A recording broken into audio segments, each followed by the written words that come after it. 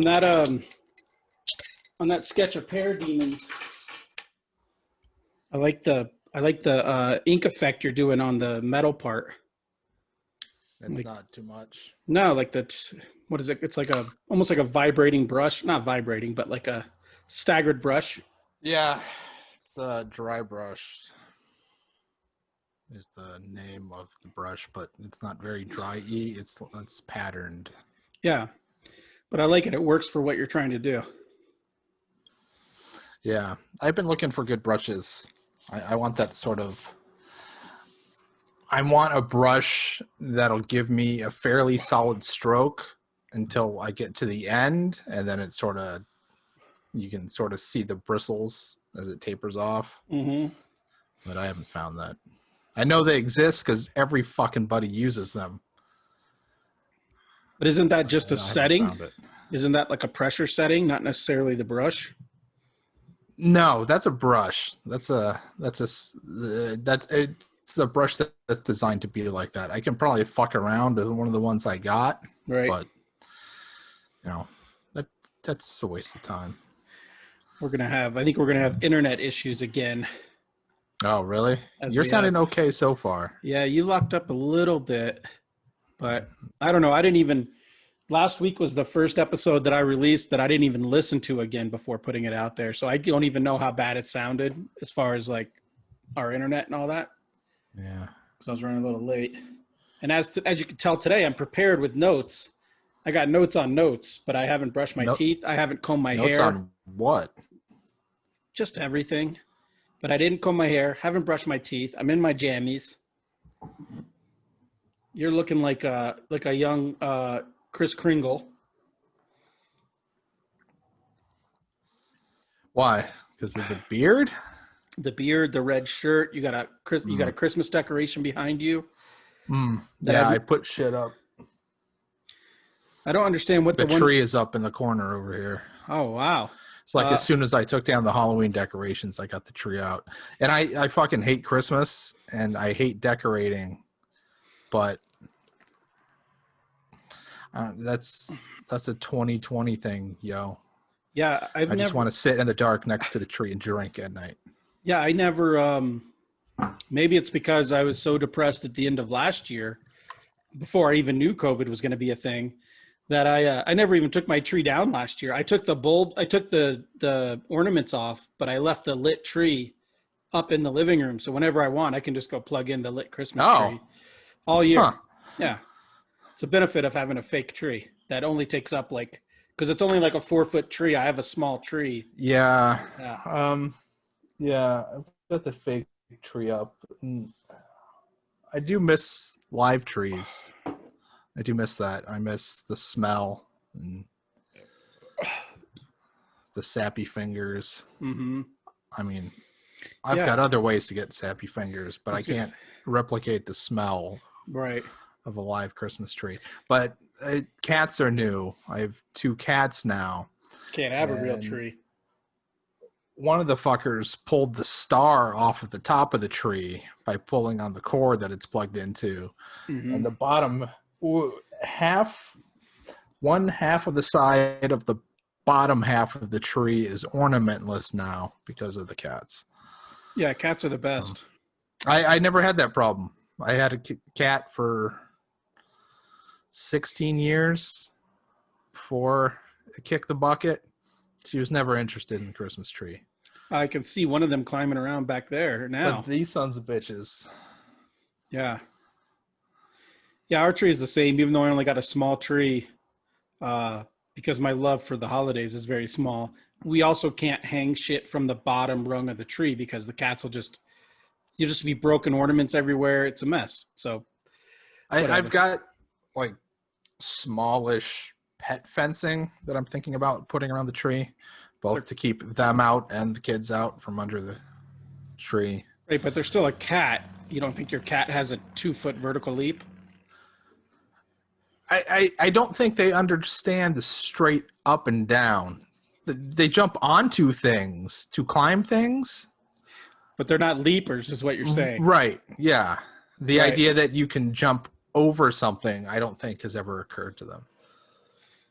Okay. I used to have a dog when I was a little kid that could clear a 6-foot fence. Yeah. Yeah, that's craziness. Why would you do that? My mom has got, well, not my mom, my sister who lives with my mom. They have a puppy-ish thing. And that guy, yeah, he can jump to get his head over the top of the 6-foot wall. Right. That's exhausting, man. Pets, Kids. I don't understand. Yeah, yeah, kids.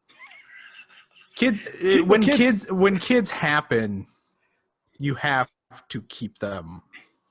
Right. But there's no law saying that I have to keep the animals. You know. Right. Yeah, I'm probably moving in 6 months, and there's going to be a real discussion about what's going on with these cats. Just open the door. Yeah. Wherever they go, they go. That's right.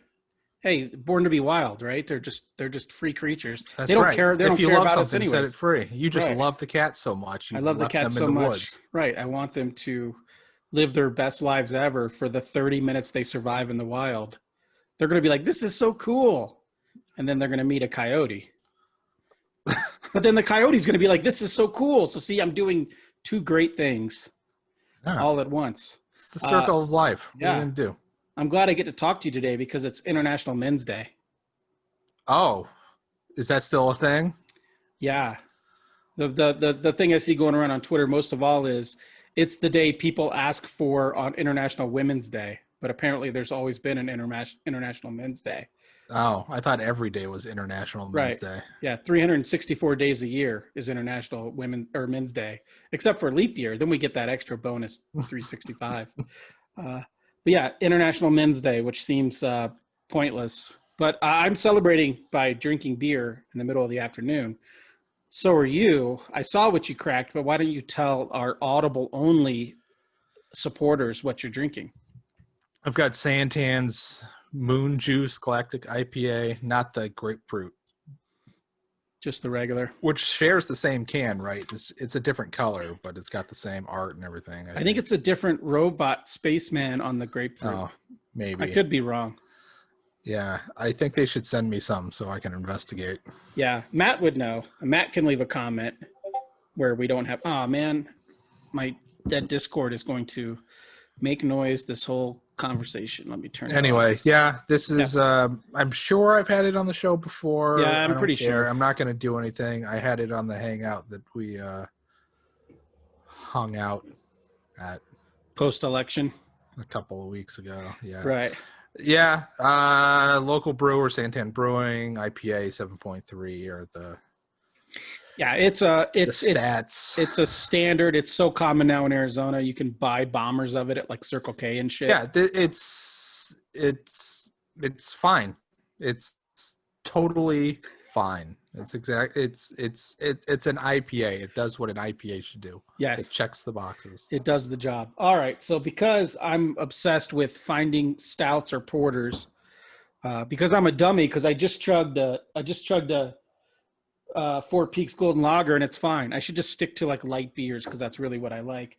But also earlier today, I had in honor of International Men's Day and supporting my best Polish friend, I had a Polish Oktoberfest earlier this morning, and I think I'm coming around on like European beers because I can get them pretty cheap at my local store, and they're pretty good. So Herbau Koreb. It's pretty fucking tasty as well. Wow. But my beer for the day is High Wire Brewing. I think this is from Asheville, North Carolina. I think they call that the Tech Triangle. I don't know. High Wire Brewing, Horchata 10W40. It's a horchata-inspired stout brewed with vanilla, almonds, cinnamon, lactose, and chocolate. And I still don't understand what lactose is and how it's an ingredient in something. I thought it was a byproduct of something, milk, but I don't know. But I'm not lactose intolerant, so I can enjoy all beers. High Wire Brewing 10W40 Imperial Stout. It's 8%. almonds, cinnamon, lactose, chocolate. I've never been a horchata guy. Like I'm not a horchata guy normally, because just drinking like rice broth sounds disgusting. Yeah. But I am always looking for like new stouts to try. Are you a fan of spiced rice broth? Do you drink the horchata? Uh, I have had maybe a couple of horchata infused beers. I can't remember what the last one was called, but I can see the bottle in my head. Was it one of the Oso brews that was Oh horchata? no, it was a Sam Adams something or other, I think. Wow. Anyhow, they're interesting. They're it's a nice change of pace because it's a profile you don't really get with anything else. Right. So yeah, sure, why not? All right. It's fine. They're fine. Yeah, they're Everything's fine. Everything's fine. I did pull up an Untapped review this time, and it's perfect for International Men's Day. And this is from what's his name? Oh, BK Monster is the username. Really tasty brew. Horchata doesn't come out that much, and the individual ingredients work well together. Careful, ladies. This one has alcohol. So he just wants to let the women know it's a beer that a woman could enjoy because it doesn't taste like beer. But he just wants them to know, don't drink too many of them, or else you might make bad decisions. Because BK Monster is all about bad decisions. That's right. That's right. He's the benefactor of bad decisions. Right. That's right. So yeah, that's what I'm enjoying today. Again, like I said, 8%. They also had a stout, a 10W with 30 stout from this brewery that wasn't horchata that I did not buy because it was $1.40 more than this can was. So what is this from? Highwire Brewing, Asheville, North Carolina. But I think they also have a thing. It's like it has a weird thing on it. It says contains alcohol. Like no shit. What? Like I don't like their shtick, and I definitely don't like their can design. I do like naming alcohol after weights of oil. I'm a fan of that because then you can get a lightweight, like you can get a 5W30 for like your lawnmower, but it could just be like their version of like a Miller Lite. I guess. Yeah. What they're trying something, Scott. At least they're doing something. Sure. They're doing something as opposed to us. Did you do anything? Something is better than nothing. Did you do anything in way of TIG talk this week? Did you enjoy anything new this past week? I'm still continuing my journey down Schitt's Creek. I keep seeing it pop up, and I'm thinking I might have to dig into it for my uplifting viewing purposes. Yeah, it's solidifying. So it's by the beginning of season 3, it's baked long enough to where the top's getting a little crusty and cheesy. It's firm. Yeah, you can stick what it's supposed to be. Yeah, it's ready for the toothpick to go in it to make sure it's almost done. Yeah, and it's enjoyable. It's a good show. Catherine O'Hara is a fucking treasure. Yeah. Is that kid, is that grown man the star? Is that Eugene Levy's son? Yes. Okay. And I forget his first name. Might be like Sean or something. It doesn't matter. Doesn't matter. Doesn't matter. He's Eugene Levy's son. That, right. Yeah. Right. Okay. Yeah, I should give it a shot because I'm always looking for like, especially when I'm gearing up to go to like bed, like when I'm done working, if I'm lucky enough to where I say I'm done working for the day and I still got a couple hours before bedtime, I don't want to watch like a true life murder show before I go to bed. It's not heavy. Right.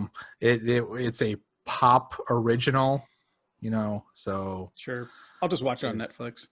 Well, yes, it's on Netflix. But right. Yeah, the point being that it's not that. It's I know you are an advocate for the Ted Lasso and the feel goodiness of that, and I feel like this is sort of in that vein. Yeah, I actually wrote down because I need to cancel my Apple TV because Long Way Up finished, and I have like a week before I have to cancel it. And so this weekend, I'm going to rewatch all of Ted Lasso before I cancel my Apple Plus. But yeah, so for me, I did finish Long Way Up, and I think I texted you. But in the last episode, as they get close to LA, their destination, they meet family and friends in Palm Springs, and they do a big like ride in together, and from Palm Springs to LA. And Mary Elizabeth Winstead is in it, because I was curious whether she was going to be in it or not, because the last 2 seasons of this, which were filmed 12 years ago or whatever, was Ewan McGregor's first, like with his wife, who he's still legally married to, but now he's with Emmia W. But yeah, she shows up sure as shit, and she is adorable as fuck. Like, she could not be more adorable. No doubt. And I think he says she's adorable when he first sees her. And then the next morning, they're getting ready to ride to LA, and she's riding bitch. That's a bad term, but that's what you call it. She's riding behind another motorcycle guy. She's holding on to a guy on a motorcycle, and she's going to ride in with them, but she's not riding the motorcycle. But there's a shot of her in a huge motorcycle helmet, and all you see is her little face, like squished out the little part when the visor's down. And Ewan McGregor just says, like, "You're so adorable trapped in there," or whatever. And I exactly was thinking those words in my head the exact moment he said them, which goes to my point that if I just lost a bunch of weight and was way more successful, I would be exactly like Ewan McGregor. Exactly. We look almost identical. I see it. I actually look younger. I am younger, but I look younger as well. I just need to lose like 60 pounds and become super successful. That's all. Sure. And then we're the same, because he also has an American passport. So we have the same passport. We have the same facial hair color. There's really not that much difference between us, is what I'm saying. And what what I tell my wife every time we watch Long Way Up, and she's drooling at the TV, I just tell her there's really not that much difference between me and Ewan McGregor. No. When I tell people I co-host a podcast, sometimes I say with Ewan McGregor, and then I have to stop and correct myself. Right, because you're confused. But speaking of that couple, when I had my HBO Max trial last week, I did watch the Harley Quinn and Birds of Prey movie, and I knew going into it, this movie's not for me. That's fine. I'm just going to watch it because it's free. Why not? Ewan McGregor is terrible in it, and Mary Elizabeth Winstead is maybe the best person in it. Like, as far as her character goes, it's great. As Huntress, not the Huntress, that's one of the jokes I think of the movie, but as Huntress, she's great in it. So yeah, I did see somebody, my relative to my age, I guess maybe your age, post on Twitter, I'm not going to out them, saying this was their favorite DCEU movie. Okay. And then at first I was thinking, like, oh, that's nuts. Like, that's crazy. You're like a 30-something-year-old white male. And then I realized it might be the best DCEU movie. Because yeah, the spectrum isn't right all that long. Right. Yeah, I guess I would throw out, like, I guess I would go with probably Aquaman, because no one is more sexier than Jason Momoa. And when you talk about DCEU, not Batman. It's a very specific, right? Yeah, not the Nolan-verse movies. Not right. Right. Yeah, so I guess it's a toss-up for me because all I care about is beautiful people. For me, it's a toss-up between Wonder Woman and Aquaman. I guess Wonder Woman is technically the better movie, but it falls so terribly apart in the last like 15 minutes that it's tough. And Jason Momoa is a goddamn dreamboat who, if you lost a little bit of weight, not much, maybe 5 pounds, and you grew your hair out and got some Maori tattoos, you could be the Jason was going to say, yeah. We could have a brand new podcast hosted by Ewan McGregor and Jason Momoa. Right. Yeah. Mine is a lot harder to accomplish. All you have to do is get a tan and grow your hair and some tattoos. God. Are you kidding me? Some tattoos. My man. Easy peasy. Anything else on TikTok before I get into comics that I watched? What are you doing? They're not comics that I watched. They're comics that I read. No, I haven't read any comics. What is your favorite DCEU movie? It's hard for me to think because we're going with Wonder Woman, Aquaman, the Snyderverse movies, Shazam, Birds of Prey, Suicide Squad. Is that what we're doing? Is that what we got? Yeah, I guess so. I don't think any of them quite figured out what they're supposed to be doing.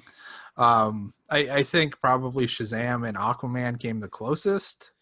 And I suppose Wonder Woman.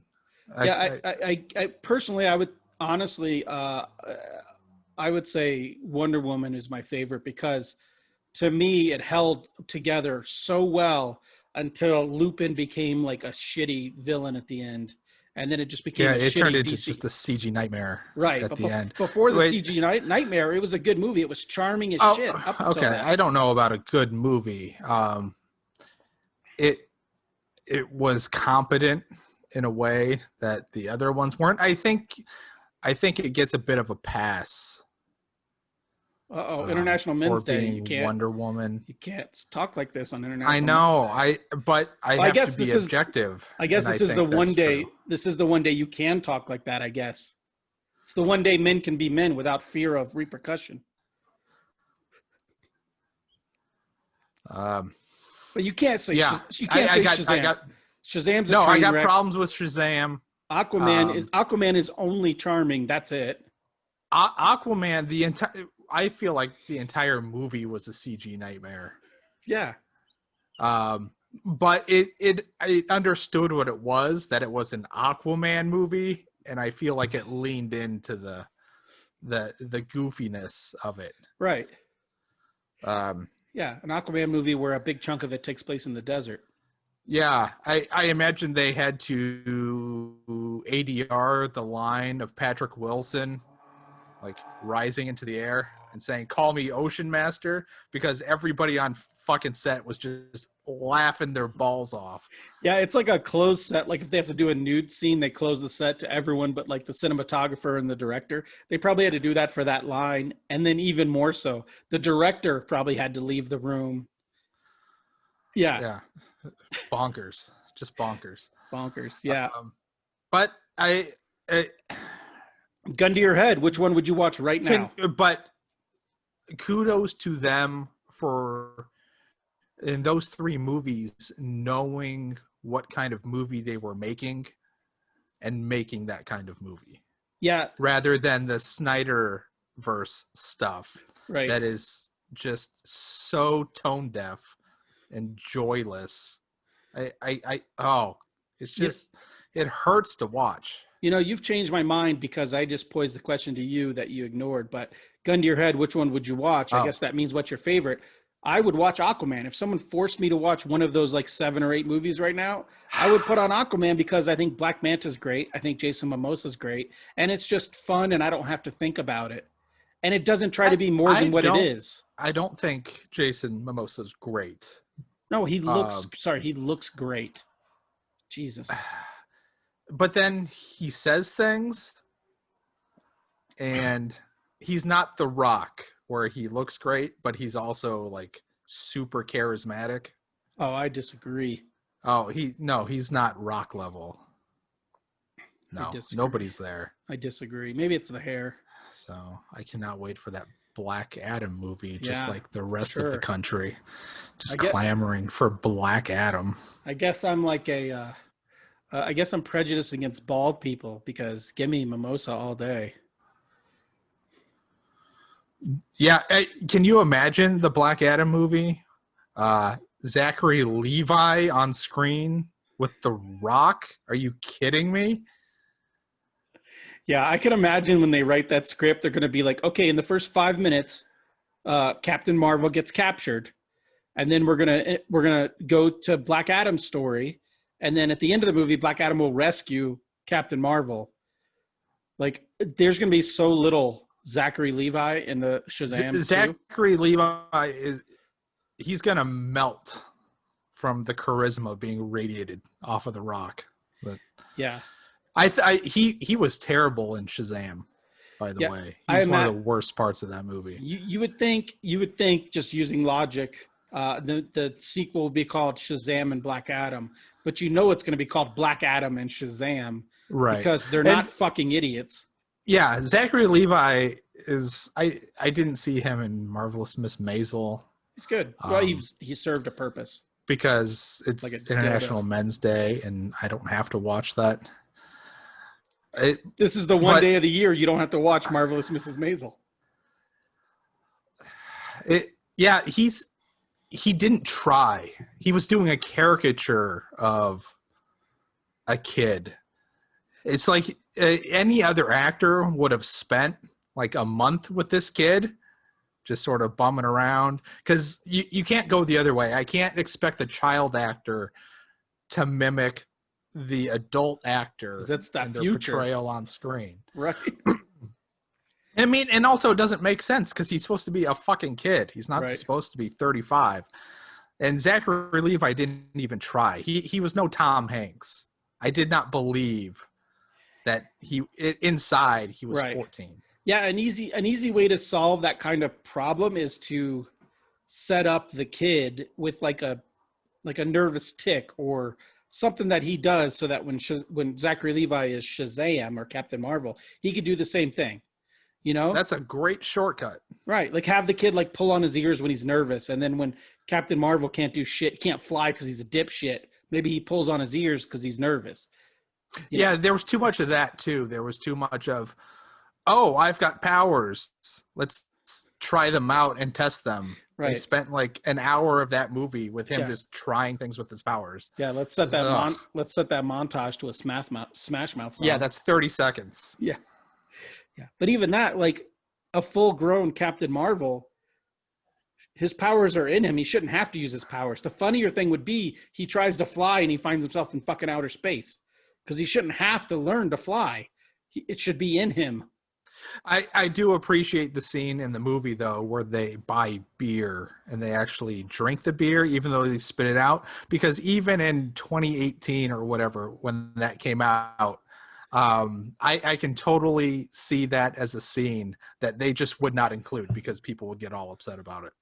Right. Yeah, that was a good scene. Wasn't there a scene? Oh yeah, wasn't there a strip club element to that, where one of the bad guys worked? Oh, they went through one of the doors, right? And That's it was supposed to take too. them to wherever they wanted to be right then. Yeah, That's a good one too. yeah. That's a good thing there. Speaking of doors that take you wherever you want to be. Or wait, are we done with this? Before I always segue. Let's move on. I always segue. Yeah, that was terrible. I feel like you have a gym in your back pocket, and I'm moving on. Oh no. Okay, fair enough. Speaking of doors, I carry the gem in my front pocket. That's right. It's magic. Shazam. Speaking of a door that can take you anywhere, Fantastic Four number 26 came out the other day, and the new setup for the Fantastic Four is a thing called the Forever Gate, which was created in Fantastic Four 25. So R.B. Silva, written by Dan Slott. I didn't put the colorist's name on my notes because I'm a garbage human. I think it's Juan something. But anyways, so R.B. Silva is running shit. This gate is a great idea, especially for a team like Fantastic Four, who all they do is go to other dimensions and other worlds and shit. So the Forever Gate can take you to any point in time or space, according to Reed Richards. So it's like a easy MacGuffin for any story you ever want to do. And they've now had it for the better part of 2 issues, or an issue in like a couple pages. And they haven't really done much with it other than every other page something new is happening. So I hope that they actually get into a single story next issue.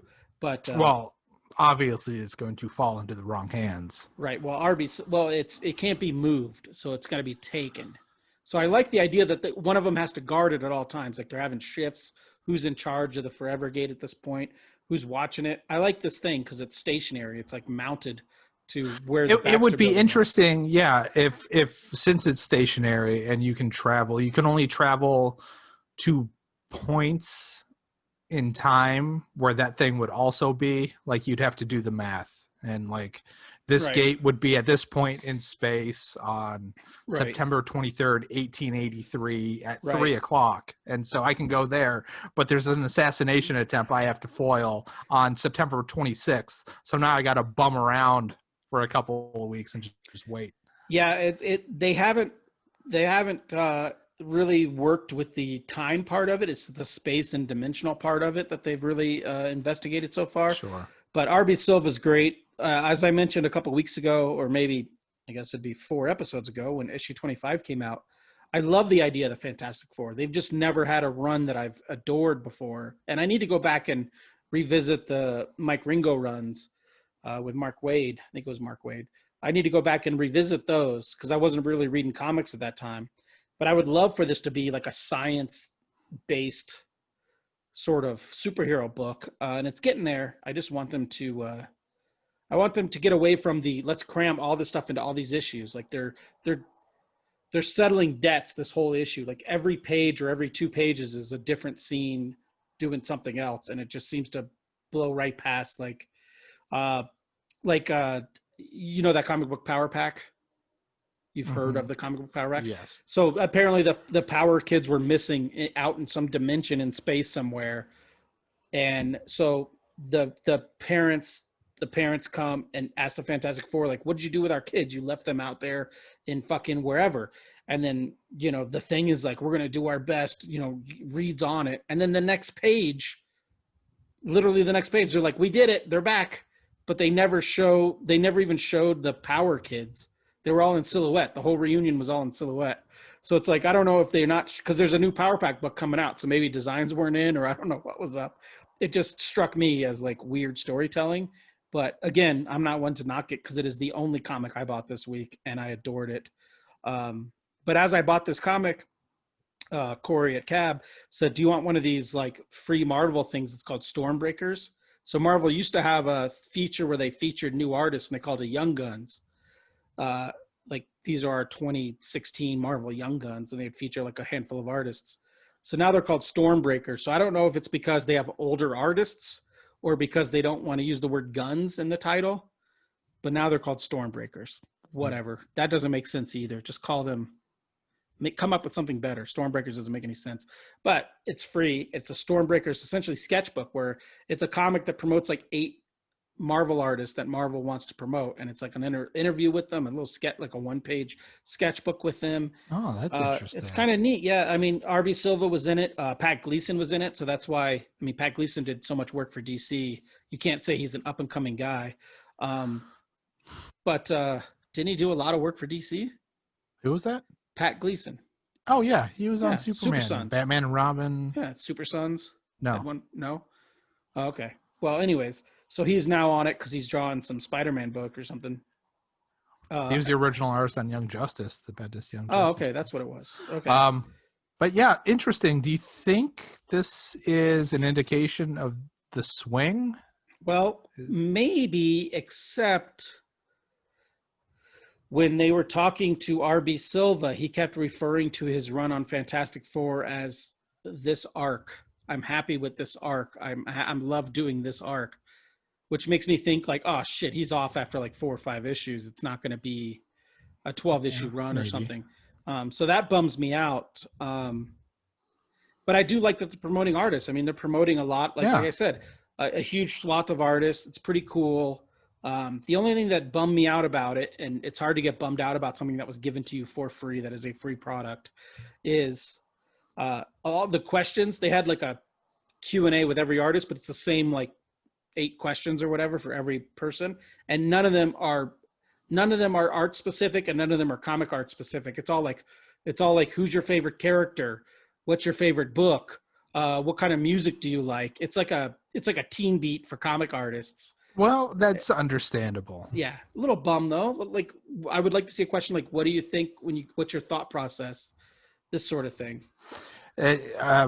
Casual reader doesn't want or is not interested. No, they don't want that. You're right. But yeah, so there you go. But maybe they are. I mean, who the fuck is reading comics anymore that's not interested in making comics? Well, then they would have a writer thing. But even that kind of thing, I think Marvel and DC would do wonders, not wonders because it's not making them money. Release more artist edition of books like DC is doing for a lot of Tom King books, Black Label books, is they release these artist editions. You know, if a book sells really well and it's highly promoted, like let's say when Otley went on to Spider-Man with Nick Spencer, I think it was Nick Spencer.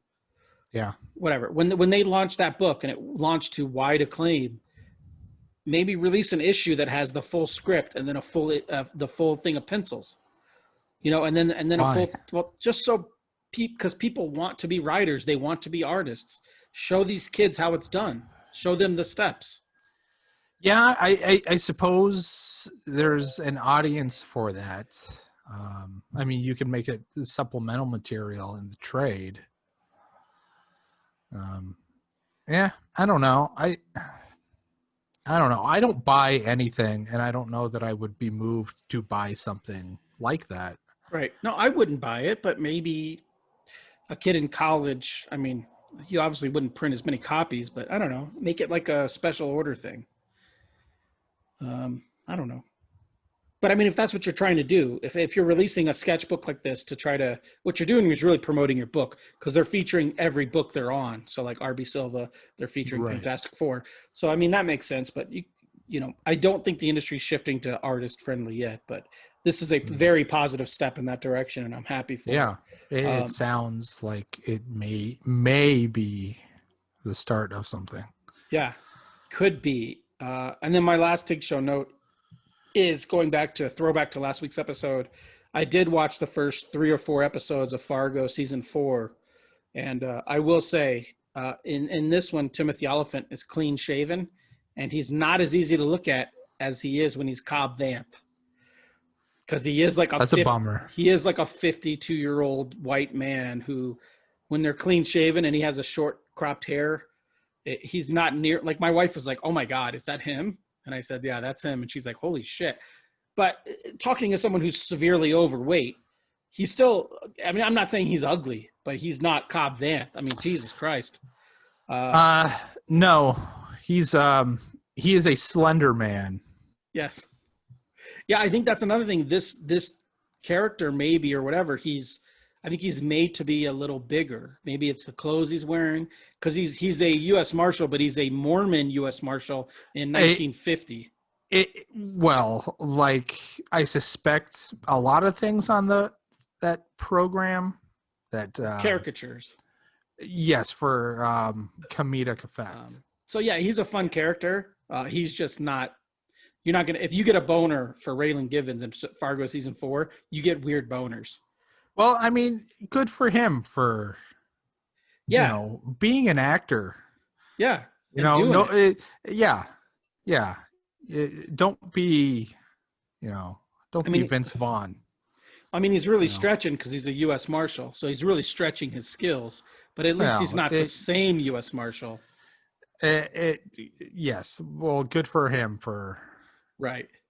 And the direction expanding a little bit. The direction you can tell is a little different. I feel like in the Mandalorian they said, "Be Raylan Givens, be Bullock from Deadwood." Yeah, that's what he was there have for. that swagger. In this, he doesn't have that swagger. I mean, he has that command, but he's not doing the Raylan Givens walk, which my wife says that's just how he walks. But no one walks like that in real life. So he doesn't have that walk. He doesn't have those mannerisms.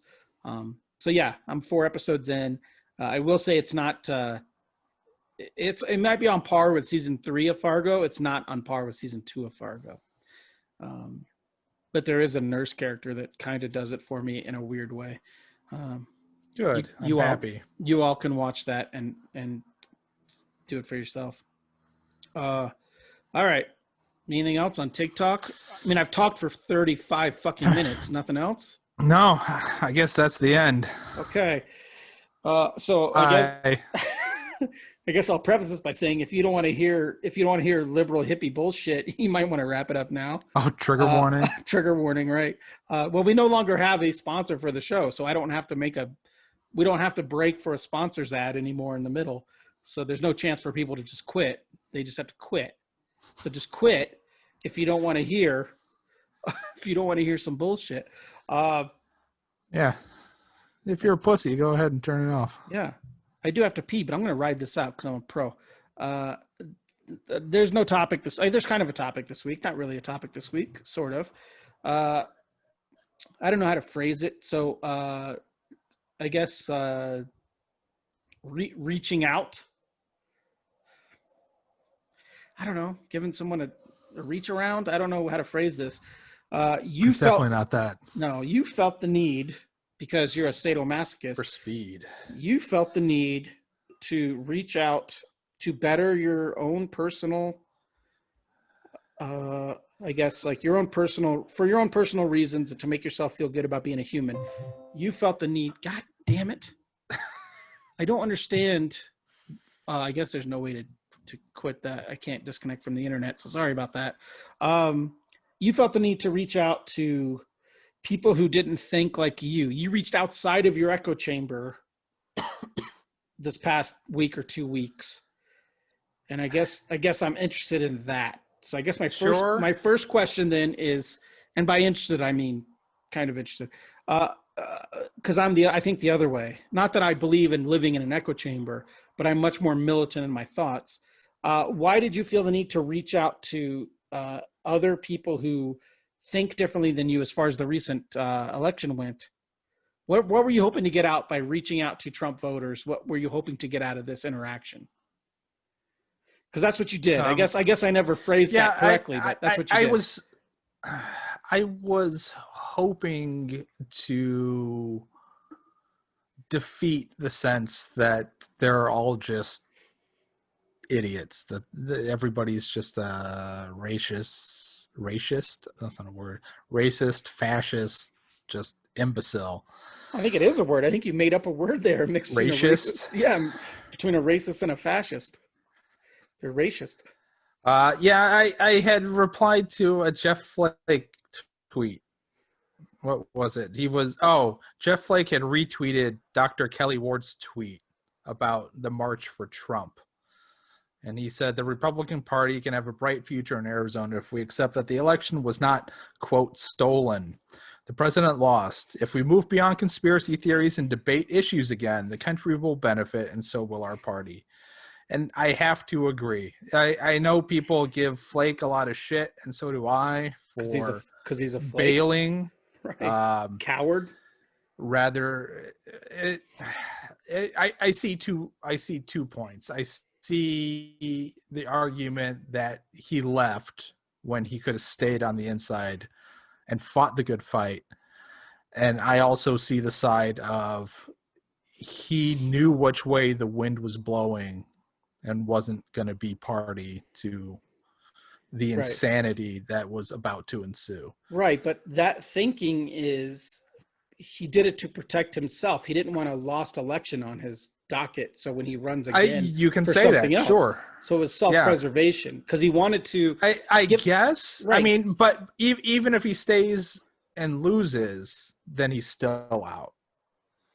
Right, so, but when he runs again in 2 to 4 years, he can argue that I've never lost an election rather than coming in off of loss, trying to run again for something. Yeah, and hindsight, you can fault him for putting for 2016 lady with stereotypical white person lady name Martha McSally in there. Like if you were gonna make up like a comical white lady name, Martha McSally is what you would come up with. Well, didn't Martha McSally get back in because of McCain's death, not because of Jeff Flake dropping out? Who replaced Flake then? I have no idea. It wasn't Cinema. Oh, it might. I can't remember. See, we're so bad. I think she won an election. I think Cinema. Yeah, I think Cinema beat McSally. And then McSally got back. McSally got in because Trump, or not because Trump, Jesus, because McCain died. McCain died. I don't know who took over Flake's small patch of Arizona. Maybe that was Kelly Ward. Interesting. Who knows? Anyway, whatever you think of him, I think he is at least level-headed and reasonable and well-spoken, which is unfortunately not something you can say for a lot of the Republican leadership in Washington. Okay. What did I do? What did you do? My mentions. What did I do indeed? So I posted on his thread that I'd love to really talk to someone who voted for Trump again in 2020. That was my real keyword. Thing. Again. So real talk, not call names or talk past. We need more conversation to relate, which seems totally reasonable. Sure. I got 70 replies. Holy shit. You don't get 70 replies for that badass House of L illustrations you're putting up. No. The replies ran the gamut of things. So this particular person says, relate to democratic socialism, communism, question mark. I don't know what that, you're throwing a whole lot of Right. Ideologies Right. into the pot here that really don't relate to each other. Right. It's like an ice cream beef stew taco mix. Right. Whenever you hear progressive used, insert communism, socialism. Read Karl Marx. That's the path of Democrats have been on for 40 years. So unfortunately, the majority of the comments suffered from these grammatical and spelling errors. But I think you can also say just a lot of Twitter in general does. So that's a thing maybe you can set aside. Yeah, let me ask you this real quick before we continue, because you got me on something there. These people conflating communism and socialism, are they the same people that conflate like mayonnaise and sour cream because they're both white? Like they're similar. Relish and sauerkraut. Yeah, I don't know. Yes, that's even a better one, relish, because I love relish. I don't like sauerkraut. They're different. They're not the same, but they're close enough that if you don't put any thought into them, you might get confused. Like, the lady at the Nathan's hot dogs putting down some sweet relish on your dog, and you're like, I don't want sauerkraut. And she's like, hey, calm down, International Men's Day. It's relish. And I'm like, oh, cool. I love it. So that's the thing that reached out to me immediately is all these people are saying, first of all, they're saying democracy, socialism, and communism are the same thing, which they're not. But then I can see where you can make the leap if you don't want to put any thought into it that socialism and communism are the same. But again, it's all bad branding. And I think we've talked about this on the show and throughout history of this show. Branding is key. Socialism and democratic socialism are different. Democratic socialism is wrongly phrased. It should be democratic progressivism or some other word. Don't throw socialist in there. That's one of two reasons I didn't register to become a Democratic Socialist of America. The other one was they wanted money. I don't have to pay money to be an independent or a Democrat. So why do I have to pay money to be a DSA?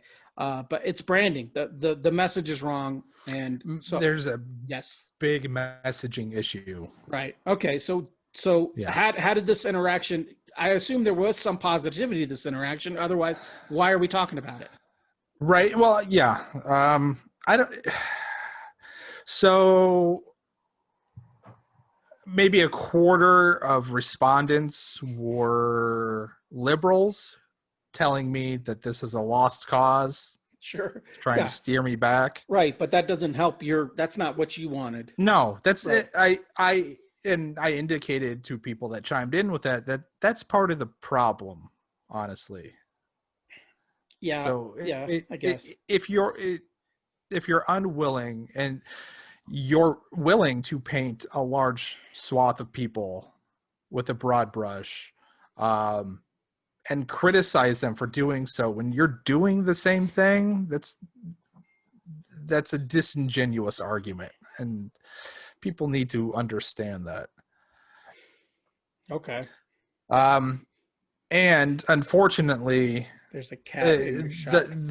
The other 75%, half of the conservative respondents, their responses suffered from a lack of coherence, right, or just understanding. Okay. A lot of my replies were, I don't know what this means. Okay. So to steer us back on track, was there a group of respondents that you could dig your hooks into?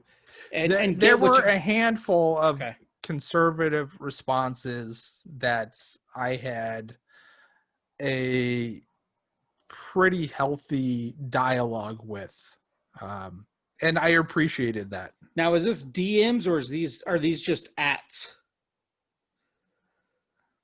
Was it what or what? So a DM is private, but if it's an at, no, this is all public. You can go on my timeline and see all of this. Okay, at Scotty God. Okay. Okay. Yeah.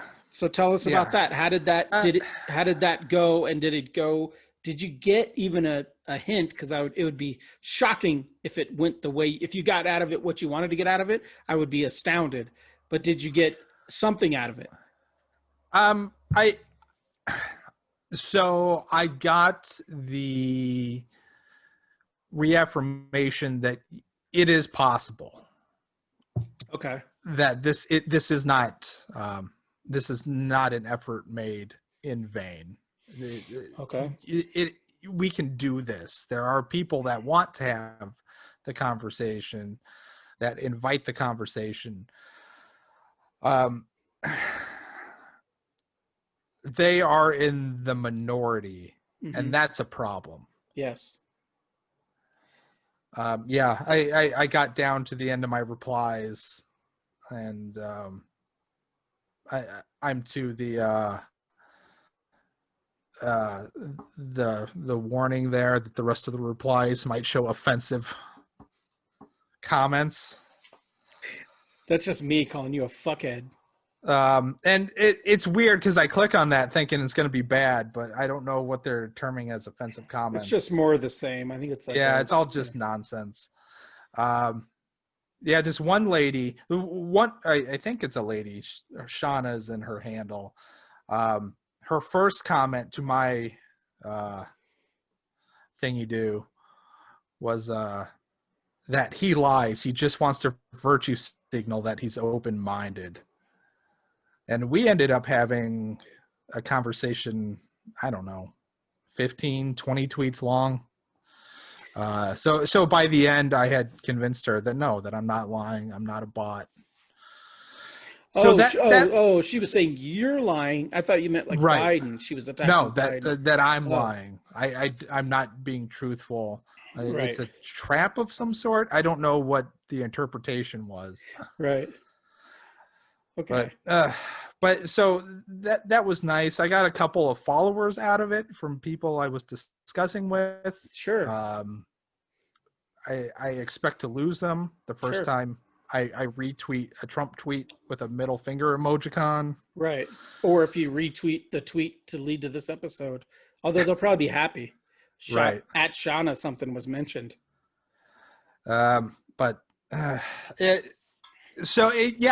the experience was both positively reaffirming while also being depressing to a degree. Yeah. So it's funny that this came up in our group chat or, whatever, the studio chat. It's funny that this came up because last week I actually, and I'll preface this with two things in case my beautiful wife ever listens to this.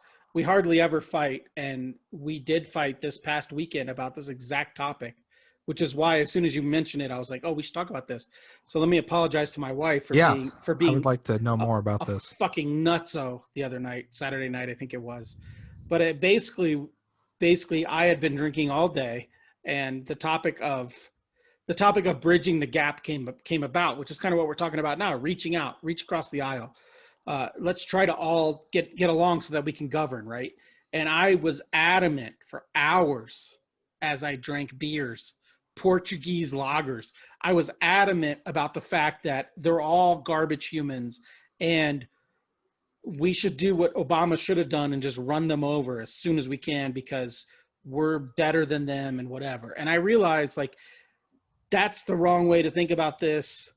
And I do admit that my way of thinking was wrong, but I won't say it was completely wrong. And so today, when I was putting my notes together, I came up with 3 types of people who I think voted for Trump, and you can agree or disagree with me. I want to hear it. And let's go with that because I have those 3 lists, and then I have a thing after that I think you can reach out to some of them, you can't reach out to all of them. So I think 3 kind of people voted for Trump: straight up just racists, whether they admit they're racists or not, they're racists. Sure. If you one issue voters who it's just abortion or it's Second Amendment rights or whatever, and then just uneducated, ignorant people. And I don't mean ignorant in the slur that you're fucking ignorant. They don't know everything they think they know when they make a decision. They're not making educated decisions. And maybe I'm not either as a liberal voter. I think you can combat that that uh, that sincere form of ignorance where you Right. just don't know, Yeah. but you can't do anything with willful ignorance, which Right. I think is an expanding Yes. group. So right. So what I think for the people who just voted for him because they're not a racist or they don't think they are, or they're not a one issue voter or they don't think they are, they're people that were taken in because he's rich and they want to be rich. He's famous. They want to be famous. They think it's funny that we have a clown running our country. They think that's funny, or the people who's like he tells it like it is. Uh, so that group of voters, the group of voters that I consider just like uneducated voters, I think that's the one voter that's the one group of voters you can change. You're never going to change someone who's just racist and wants the next Stalin, the next Right. Hitler. And you're not going to ever change one issue voters because history is riddled with people voting against their best interests because of religion or because of one thing that will, I'm sure there's a lot of 2A supporters, maybe even ones who put stickers on their trucks that also, are pro-liberal other things, like just because you love your gun rights doesn't mean, you're anti-abortion or doesn't mean that you're, anti-universal health care. But that's what they're going to latch onto because it never goes the other way. You don't ever have a super conservative person that just firmly believes in universal health care, so they always vote Democrat. Like that doesn't happen. But it goes the other way. Someone who firmly believes in free education and free health care will vote Republican because Yeah, they think Democrats are going to take their guns away. I think that's a fair point to say that there are more single issue voters on one side than the other. Yeah, Right. I totally buy Right. that. So this whole conversation of reaching out, which is, I didn't acknowledge this on when I was arguing with my wife. Again, I apologize. She's a beautiful woman, a beautiful partner, wonderful partner.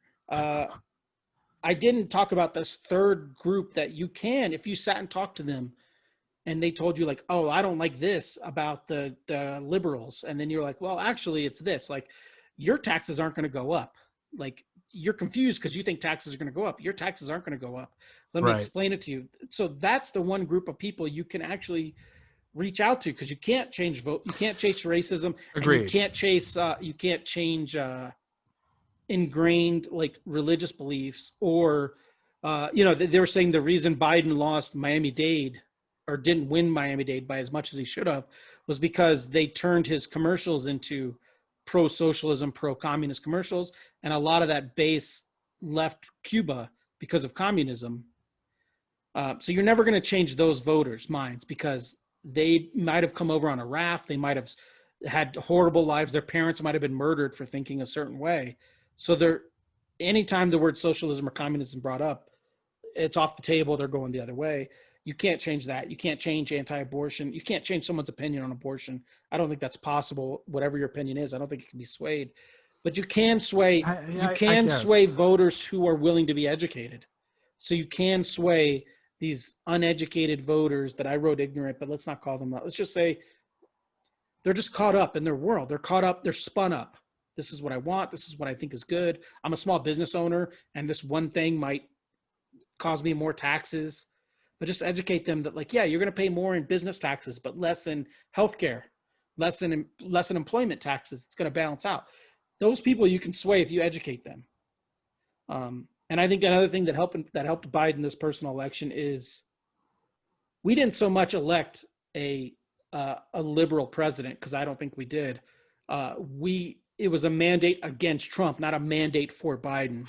And I don't think we can assume 4 years from now we're not going to have this exact same fight because it might be harder 4 years from now because if it's not Trump, because there are Romney voters who will vote for Romney in 4 years who voted for Biden this time. Yeah, I have heard from the anti-Trump hive mind that the fear is there's a roadmap now. There's a playbook for how to do this. And the fear is that somebody competent will come along right, and use the same things just to greater and more sinister effect. So yeah, somebody like Matt Gaetz or Jim Jordan or Tom Cotton. Right. Yeah, and I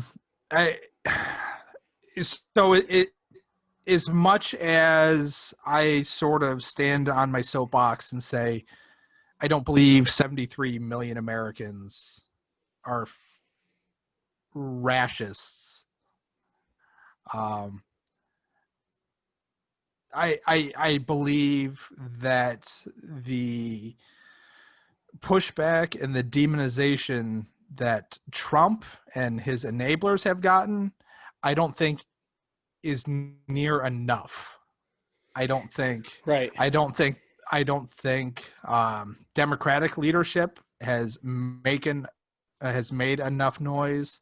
Certainly Republican leadership has not made enough noise. Agreed. I do think Trump specifically and the people that allow him to get away with the things that he's allowed to get away with need to be constantly shouted down and left no air whatsoever. But by both parties to speak. By both parties. Everybody. Yeah. So the podcast that you were referencing this morning on our chat, the Sam Harris podcast, I listened to it. And again, I think I wrote in our chat, I'm glad it was only a half hour long, not because I don't listen to 2-hour podcasts, but because once Biden won and even up to the election, I turned all news off because my personal mind is set. Nothing's going to sway my beliefs, whatever. But sure. he said this in the podcast. He said, it's time to give 70 million people a mulligan. Yeah. People who voted for Trump, give them a mulligan. My response to that is I do believe in that, but I honestly think 50 million of those can't be changed.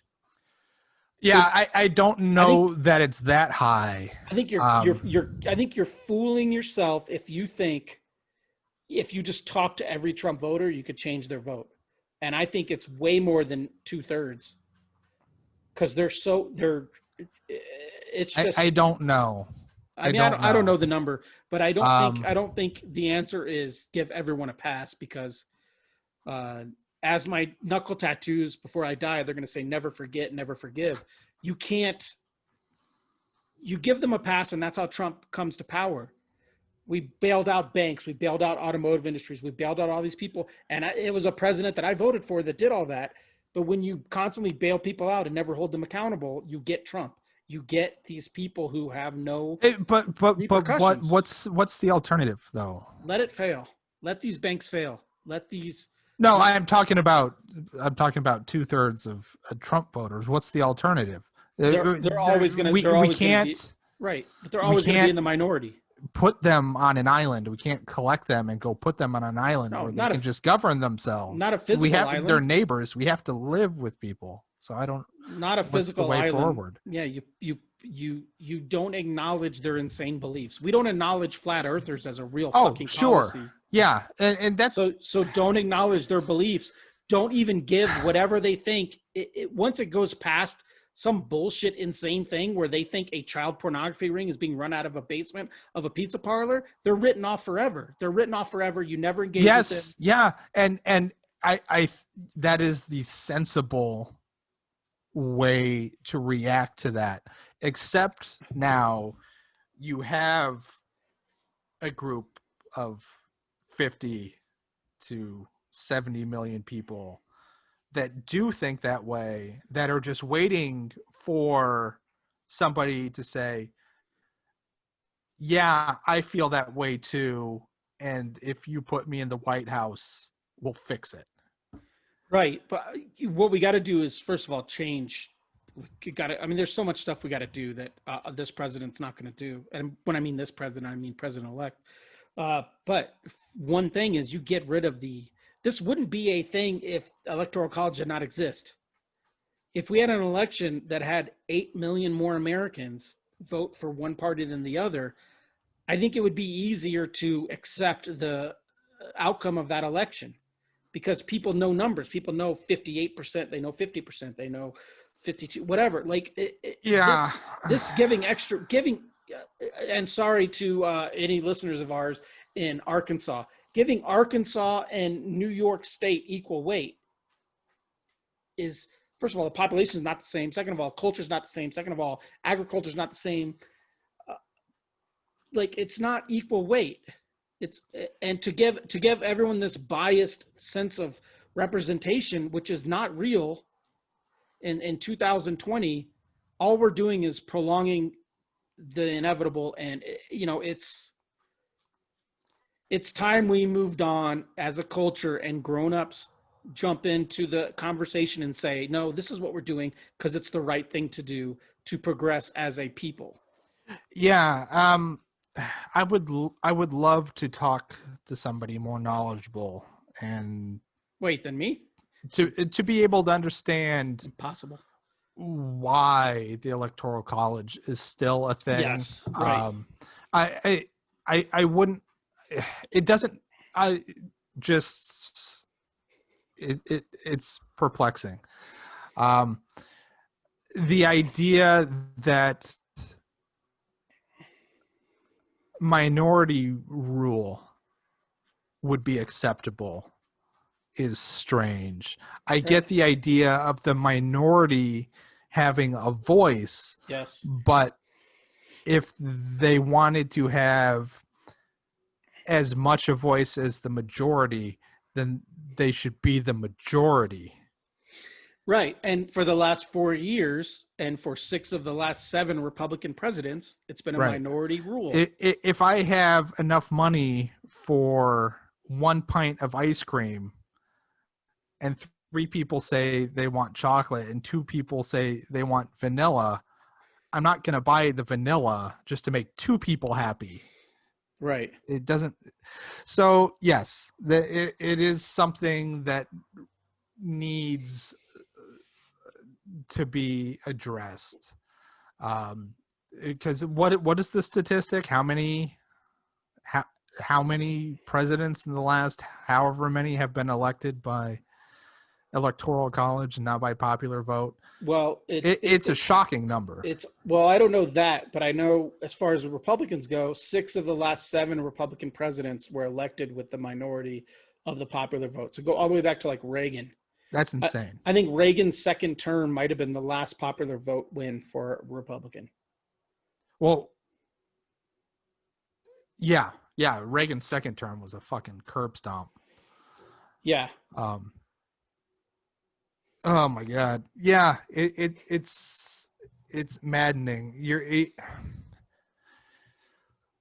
I don't know how to stop giving voice to objective lunacy without infringing on free speech.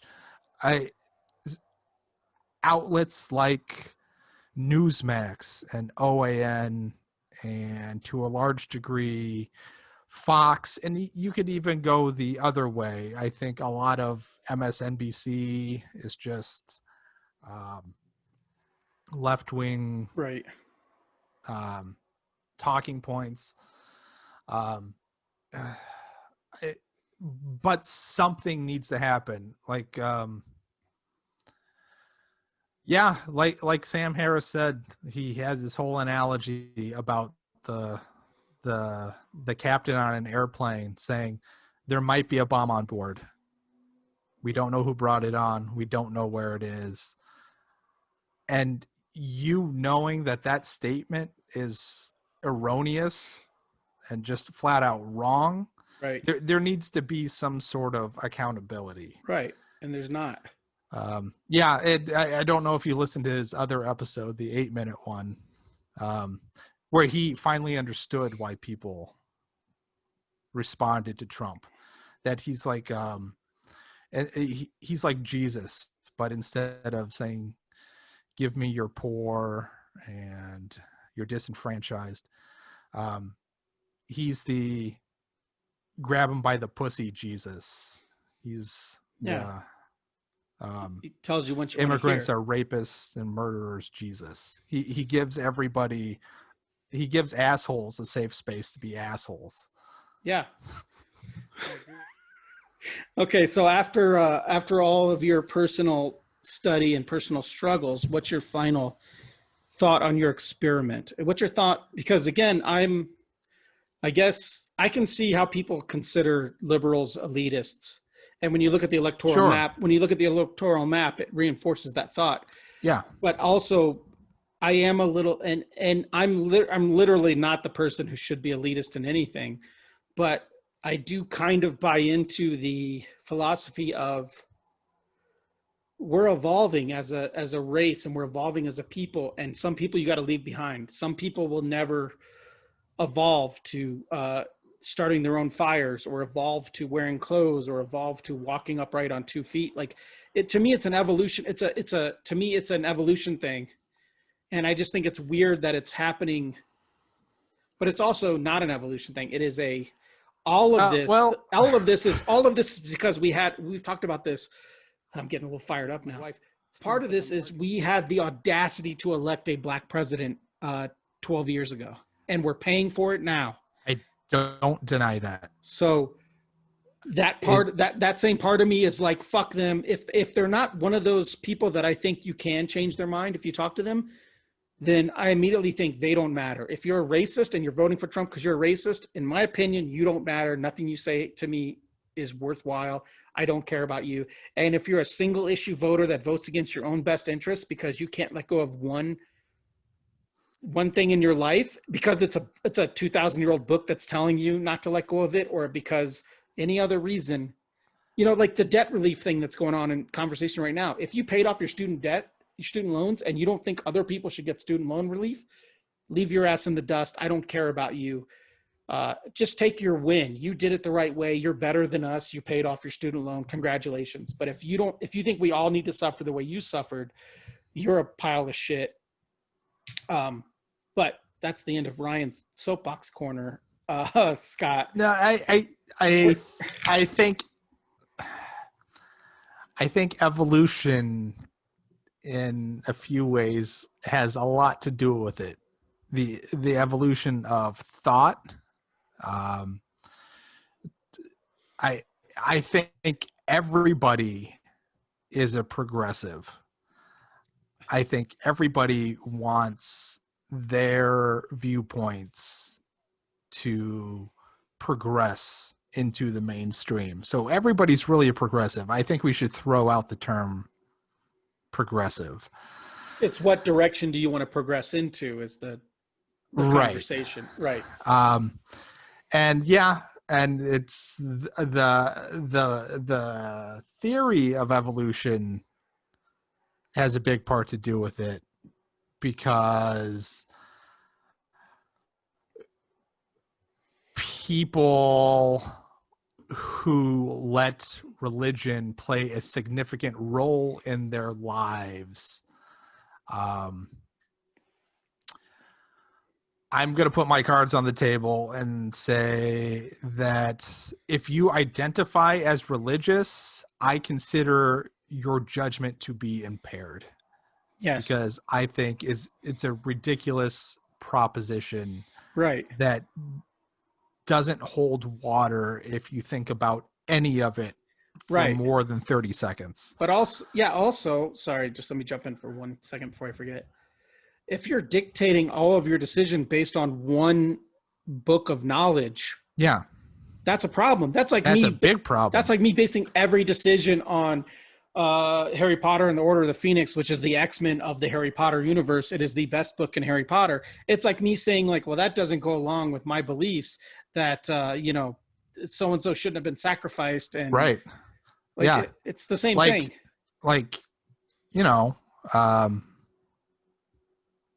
Most mudbloods are rapists and murderers. Some of them, I assume, are good people. Right. But the majority of them are garbage humans. Yeah. It's no different to me. I'm sorry. You have one book.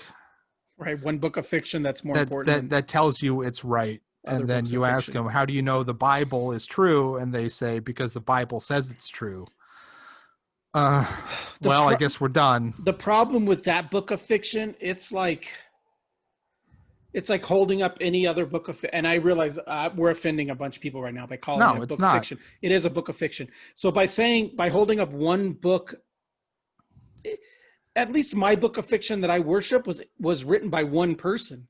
Their book of fiction they worship was a game of telephone by like 30 dudes through a desert and the known world. Right. Yeah, it's Hashtag lost 2 followers.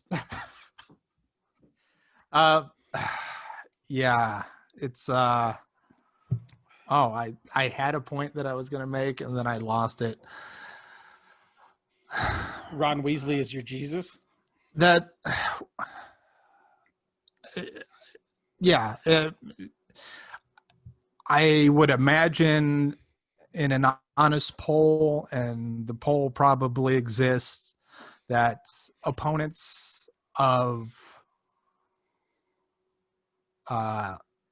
LGBTQ plus rights are heavily skewed in terms of people that identify as religious. Yes. Same, I would go for opponents of abortion, and for whatever reason, proponents of gun rights lean heavily religious. I understand Jesus said, "I come with the sword," and people. Oh, not a sword with 800 rounds in a clip. Yeah, I was walking the kids to school the other morning, and somehow the issue of guns came up, and guns and people that voted for Donald Trump. My 9-year-old mentioned something, and I told them that, yeah, it's the Second Amendment is an antiquated thing. Yeah, like it came. I understand the founders put it in because through the history of civilization, there is a trend of the government's steamrolling their people, and I get it. But it came from a time when you owned a gun, you took it, and you put the gunpowder in, and then you put the bullet in, and then you shot, and then you had to do that shit over again. The Second Amendment wasn't written in a time where I can go to Walmart and buy a gun that'll shoot 100 bullets in 3 seconds or whatever. Yeah, it was literally written in a time when you got done being shot at, you could run a field and stab that guy before he could reload his musket. Like, you could sprint across a football field and you're the winner in that altercation.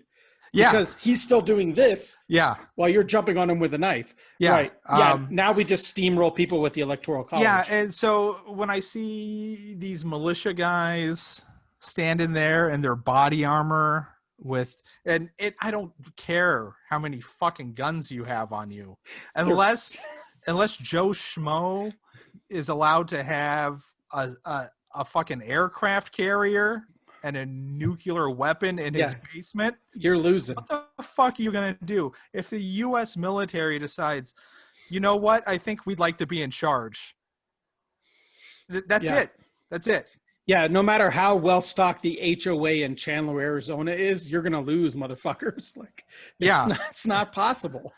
You can have, you can have 100,000 rounds of ammunition and your 3 shotguns and even your assault rifle and your barrel of rations that you bought from whatever daytime televangelist you watch. And now they're going to roll up with a tank and they're going to pancake your fucking house, and it's game over, and that's it.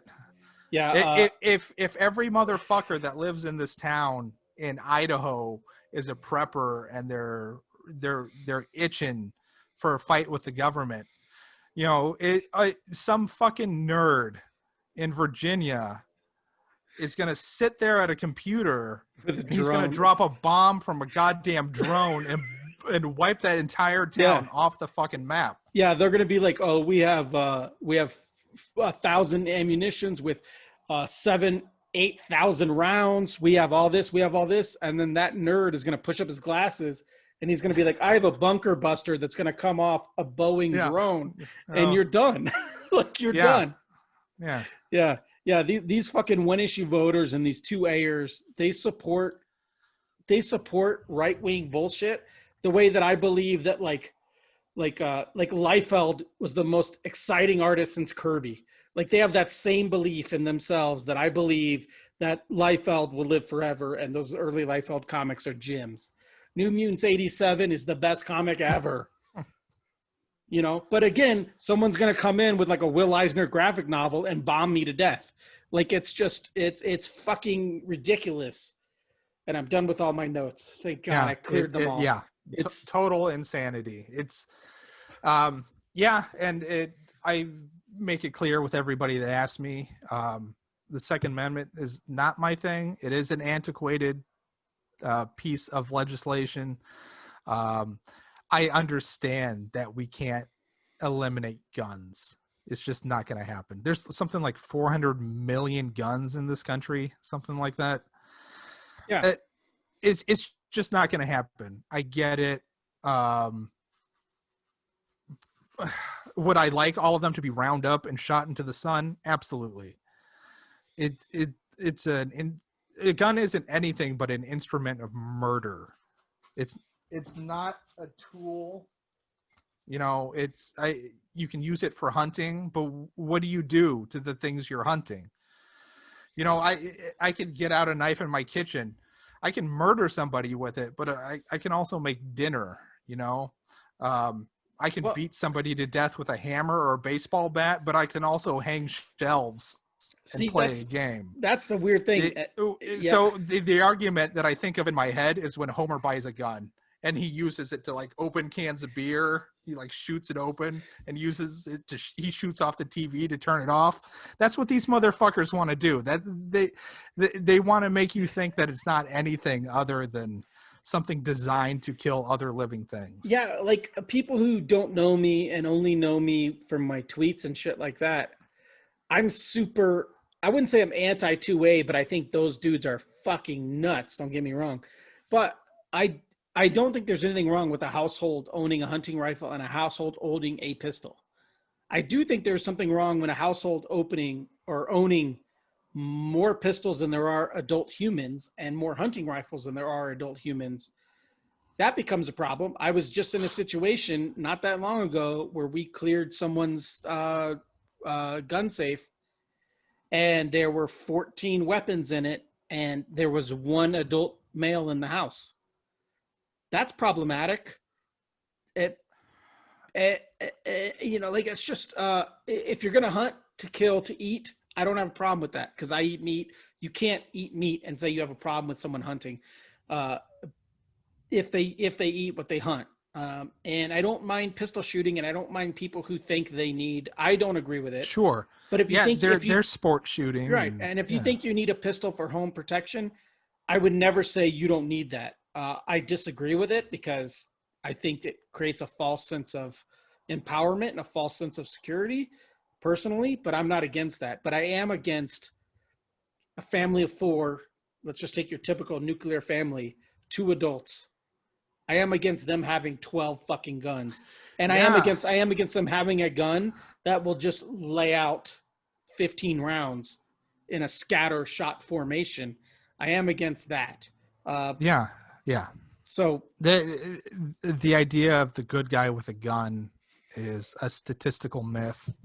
And there's a reason why the UK and Sweden and Australia, Japan don't have mass shootings. Every time one comes up, that Onion headline pops into my head of, well, there's nothing that we could have done, says nation where this happens regularly. You know, I love this. We should become it's maddening. We should become the uneducated Sam Harris podcast, where we don't do any research or have any higher education in any of these topics, but we know what we know. We're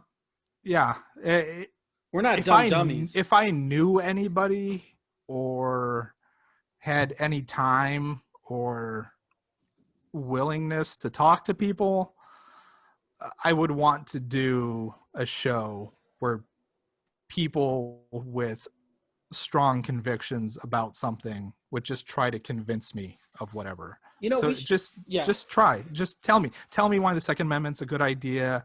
Tell me why Jesus being resurrected makes any sort of sense. Just tell me. Well, this is a good. Let's do this. Not that anyone's listening because we're an hour and 40 minutes into this podcast. Let's do this. Let's put a call out to, because we have a small listener base. I'm not going to act like we're swinging dicks or whatever in the world of podcasting. But if any of our listeners have a good internet connection, a headset and a mic, and you voted for Trump and you want to tell us why, and you want to try to, I'll say this for myself personally. You're never going to convince me that I think you voted the right way. But if you want to put up an argument that makes sense, let us know. We'll have you on the show. We'll have you on the show. Yeah, totally. And that was one of the questions that I kept asking people on Twitter when they would say, okay, I'll talk or whatever. Yeah, I voted for him in 2020. Is what did he offer policy wise that you can't get it with Joe Schmo Republican? Because the only thing I can think of that sets him apart is just him being a dick. So you voted for him being a dick because you could have gotten opposition to Obamacare, and you could have gotten small government from anybody. Yeah. I should also say, while I invite anyone on this show, and if you want to come on the show and just attack, like Joe Biden, I'm kind of into that too. Not that I think it's going to be a great show, but I will say as a liberal progressive, because we're wrapping up. I just didn't want to. I wanted to make it known that I'm not a Biden guy. And I told my son, I had to tell my youngest son, because he's like, just don't vote if you don't support the guy. And I had to explain to him the calamity that a third party vote can cause. And I told my son, I said, hey, you want to be a progressive? Because one of my kids is like, fuck them, they're all bullshit, don't ever vote. But my other kids who are of voting age who voted, I had to explain to them that, like, being a Democrat in America right now, I shouldn't say being a Democrat, being a liberal in America right now means voting against your wishes 90% of the time. You're voting for the lesser of two evils all the time. And so for people who listen to this podcast who think that, like, I'm not a Biden guy. I'm an anti-Trump guy, but I'm not a Biden guy. I was super bummed to vote for Biden. Put it that way. I was super upset to vote for Biden. Super bummed? Well, I mean, he would not have been my choice. He would not have been my second choice. Sure. But okay. I guess super bummed is wrong. But as I voted for him, I wasn't like, I fucking did it. I wasn't like Judd Nelson at the end of fucking Breakfast Club, you know? I was like, oh, I did what I had to do. I swallowed it the way I always had to fucking take it and swallow it because it's never my guy. It hasn't been my guy since I've been of adult voting age. The person that I thought personally is the best candidate was ever on the final ballot. And so it's like, yeah, do your John Kerrys, do your Al Gores, do your Joe Bidens, even do your Obamas. I was super pumped for Obama the first time. But when I voted for Obama the second time, I was super disappointed in Obama. But you still do it because that's what you do. Because the alternative is worse. Swallow your shit and take it. Yeah. So the things, because we're probably always going to be in this perpetual tug of war right around the center line. Which is a bummer, but yeah. But like the reason you vote is, like Obama says, that progress is made in increments. So you vote this way this time, and then you can go further the next time and further the next time. Problem is, typically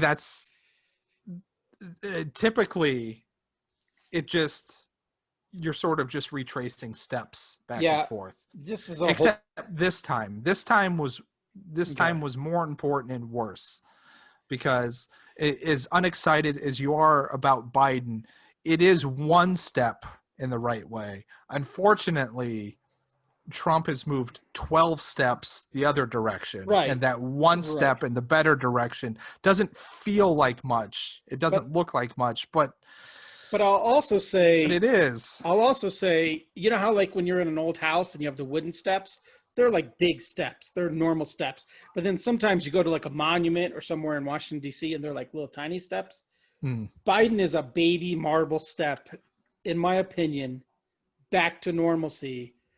This is a whole nother podcast. I don't really want to get into it's not time to get into it, but as a liberal, I'm tired of us taking baby steps and the people with the old way of thinking taking huge steps, because in 4 years, Trump set us back way more than the 8 years Obama moved us forward. I'm tired of having to take the 1 step forward, 2 steps back, because the 2 steps back only work for one party. They only work for conservatives, and they only work for the worst thinking in America is always, they always jump forward, and then we have to fight every inch of the way, and I'm getting tired of fighting. But I'm not tired of fighting enough to, like, I'm not going to leave the country. I had this conversation also with my wife. You don't run away, but I am tired of fighting. But again, we're like an hour and 40 minutes into this podcast.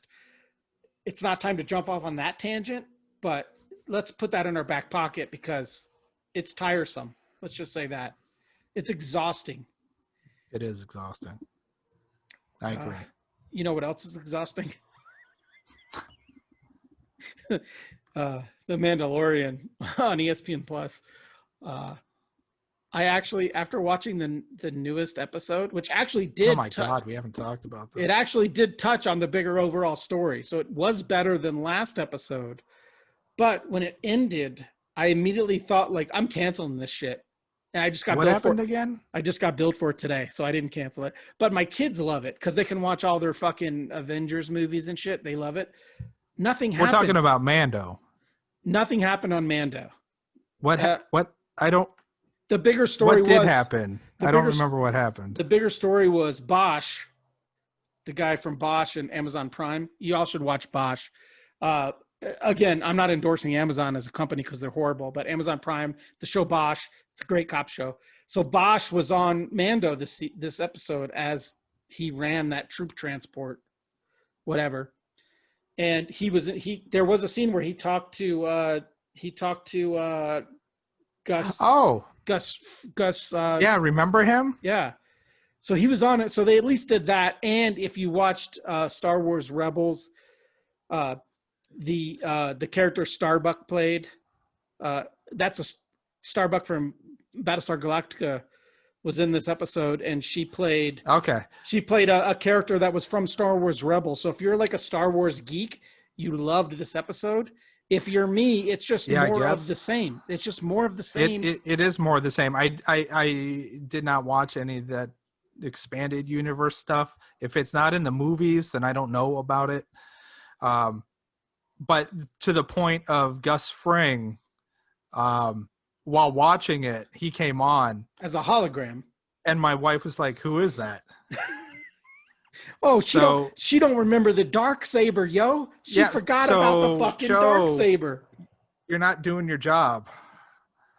Yeah, he should have been the first thing you saw, opening shot of the new season. We should have been with him while he's putting together all of the machinations he's planning. I don't know why they're not doing this. I don't know why we don't know what he's up to. I don't know either.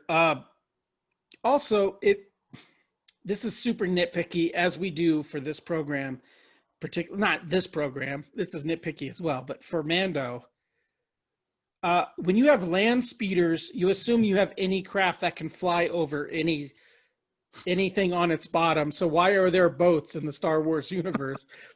Anyways, it's like the train heist in Solo. Did you see you guys have spaceships?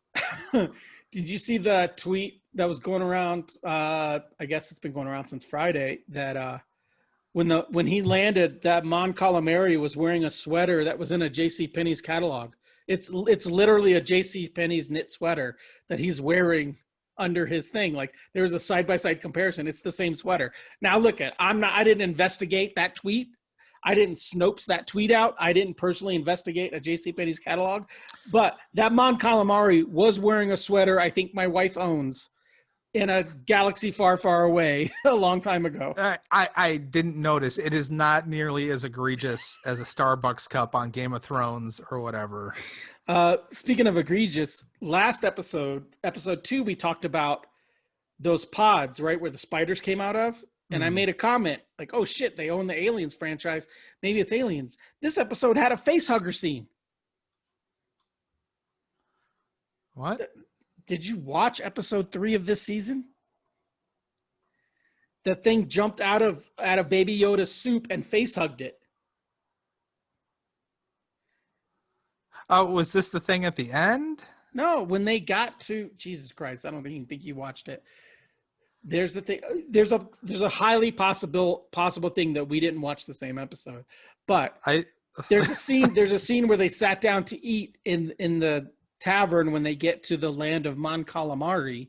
Oh, which yeah. means my calamari. I was only half watching. Yeah, there's the Baby Yoda's about to eat a chowder. Oh, okay. And a thing jumps out of the chowder and face hugs it. Oh. And it looks like a face hugger from Aliens. And Mando has to like... Does he eat it? No, because Mando takes his knife and taps it and it falls back into the soup. Like it's a video game thing. Oh. But he does eat it. He does eat it. Yeah. That's two episodes in a row where there are obvious Aliens references. I think we're gearing up for an episode later this season where you see a queen. Yeah, that's not going to happen. And as delighted as I would be. Yes, that's what I'm saying. I'm so excited. I mean, it's not going to be RuPaul. It's going to be because I mean, it's yeah. unless Disney is going to do with the Aliens franchise what they did with Star Wars, which is throw out everything, throw out everything that wasn't the most successful stuff. Right, but why can't Xenobites? Because we know the origin of the Xenomorph comes from David, the android in the far future. This is set in the past. Those are irreconcilable things. Just saying. Are they? If you want to nitpick? Wormholes. No, I feel like I've mentioned it before on the show. Maybe it was in the hangout, but this is episode 3 now of 3 episodes in this season that ends with the princess is in another castle. Mm-hmm. Yeah, and can you help beyond me? Frustrating. Right. Point me here. Point me there. Because I can't do anything on my own. I'm a fucking idiot. When he says he's on a quest, he's on a fucking video game quest. Wait. It's all get to this thing. Are you telling me? And then we'll send you somewhere else. Are you telling me he might have been quested to do something? He quested. He uses it like a verb. He was quested to take this child back to its kind. Oh, I didn't. That must have gone over my head. I didn't quite know that he was questing or it's quested. Kind. Yeah. Oh. He talks like Ray Comfort. It's bizarre how little of consequence happens in any of these shows. I hate quest stories. This embodies the worst part of that. It's none of it has been go here to get this thing. It's all been go here to talk to this person. And at the end of 3 episodes, it has been, oh, well, that person's not here. You got to go somewhere else. Yeah. The thing I would appreciate more is if the Gus Fring character was like, bring him to me or I'll never stop looking for him and I will kill you and kill him and bring him to me on this planet. Then you have a whole season of the mindset is I got to go kill him or else he's never going to give us peace. That's a storyline. That is a point A, point B. You have a thing to do. This just jumping around to bullshit. We've talked about this on the. I speak to death about this as the easiest motive for any narrative storytelling is revenge. So give me a revenge or vengeance story.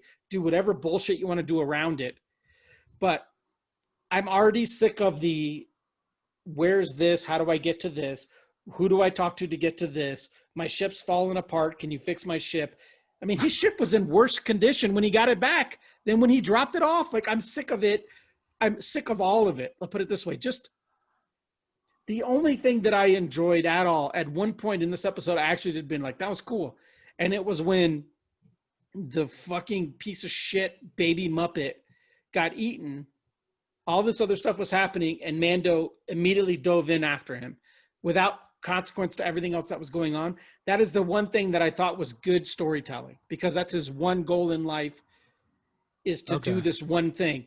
Everything after that, fucking terrible. I don't need to know about. They introduced religion again, just like the Jedis. The old Mandalorian order. We don't do this. You're fanatics. I thought that was interesting. Oh God, I'm so fucking tired of it. It's a helmet. In so much as I'm not asking you to rip off your fucking face. Take off your helmet and breathe and eat some chowder. Well, I hate all of it. It sort of introduced an element of the protagonist being wrong or being misled or misinformed. He's a fanatic. And now you have the idea of Mandalorians not being this one thing, right? So obviously Gus is former Mandalorian. Is he? Sure, why not? Why not? He's got the dark saber, which is a Mandalorian weapon I didn't know used that. to combat the Jedi. Oh, I didn't know that. And I know this because of the internet, and I don't feel good about having said any of that. Oh, this might be our last episode now that you mentioned that fact. I just thought about it, and unless you have more thoughts on this episode. Was what's her face? Miss Mando? I don't remember her name. Was that the actress that was the time lady from Umbrella Academy? No. Miss Mando, who I called Starbuck, she was in the Battlestar Galactica series. And she's also in that show with Kevin Costner. Not Longmore. Yeah, maybe, I know she's on Longmire. It's not with Kevin Costner. I confused my cowboy shows. I confused my Western American cowboy shows. Yeah, she's on Longmire. She was in Battlestar Galactica. I can't think of her name right now. People love her. Yeah, I don't. Right now, it doesn't matter. Right now, our 3 listeners are shouting her name, but she was Starbuck in Battlestar. She was the best part of the Battlestar Galactica reboot. I'm sure she'll tweet at us. Yeah, she's adorable. Yeah, so when you were talking about Mando and the split between his version and their version, it got me thinking, like, our Mando, which I forgot his name until I saw it in Din Djarin. Din Djarin is like he's like a one-issue voter. He's not going to take his helmet off. He's like a one-issue voter. No matter what evidence you provide in front of me, I will never take my helmet off. Even though you have a jetpack, you can fight as good as I can, and you're adorable, you're never going to get me to take my helmet off. Like I like him less. I like him less now than I did before I watched this episode. Okay, now talking about it, I find that it expands the potential for his character a little bit, because you've opened up the possibility of him being wrong. It's like there being 100 different versions of Christianity, right? It's sort of akin to the same thing, and it's they can't all be right, but they can all be wrong. So you've made him almost certainly fallible in some way.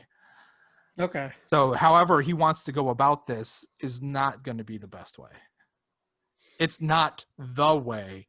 It's when he says it, he should say, "This is a way." I wish the show would go away. All right. Speaking of one way or another way, how was your God, it was like 4 hours ago we talked about it. Your Santan Brewing, which we got to show love to Santan Brewing. How was your Moon Juice non-grapefruit IPA? I was as far as IPAs go, it's good. Yeah, it's not special. Yeah, but I think of it in the way I think of like like a Voodoo Ranger. It's just reliable. It is a fine example of the genre of beer. Right. You know what you're going to get, and you're happy to get it. Yeah. Yeah. And 7.3, it doesn't. It's not holding back anything. It's at least showing up to play. Yeah, it's like it's like a third baseman. Or even actually a second baseman who's redundant because there's a shortstop. It's your second baseman. He does the job. Yeah, I guess I'm not following this analogy at all. Well, he's never going to have the biggest contract in baseball. Yeah. He's like a kicker. He does his job. Sure. Yeah, it's the Sebastian Janikowski of IPAs. Yeah, sure. Without abusing women or whatever the fuck he did. Drugs, whatever. I don't know that one. Yeah, I think that dude's problematic. But it's International Men's Day, so it doesn't fucking matter. We don't have to apologize for shit today. Yeah. Yeah. I'm going to go pee on the carpet because I don't have to apologize for shit. You get the seat up all day. That's right. Okay. So it's fine. So what's a 3? Let's just say a 3 for you, 3.5? 3. It's just, 3. It's fine. Sure. My horchata 10W40 Imperial Stout with vanilla, almonds, cinnamon, lactose, and chocolate from High Wire Brewing. Again, it was fine. I feel like I finished it like a fucking hour ago. It was fine. Let's just go ahead. Also give that I'm going to give it a 3.5 because I feel like there's not enough quality stouts out. Everyone and their mother are making IPAs and DIPAs and hazy DIPAs and hazy IPAs and New England IPAs. Shout out to a company that's making a quality fucking stout. 3.5 for me. Anything else? Nah. Okay. I hope everyone enjoyed. This is our new thing. Apparently our last 4 episodes have been like an hour and 40 minutes. So I hope people enjoy this new us. I could tell you by the numbers, I don't think they do, but that's a them problem, not an us problem. Tide you over. I was talking to a friend the other day about the purpose of the podcast, and it started out being a podcast. Now it's just a personal journal of you and I's friendship. So when I'm 90 and I can finally retire, who am I kidding, 95, and I can finally retire, I can just play these and realize I used to be somebody. I used to have thoughts. Retire, like in the sense of Blade Runner and not in like. No, it's going to be in my will that the day I die or the day of my service, everyone has to listen to all 200 plus episodes of The Illustrious Gentleman before they can get a dime of my wealth. Of your debt. Yeah, that's right. Before they can collect my debt, they have to listen to every episode of The Illustrious Gentleman.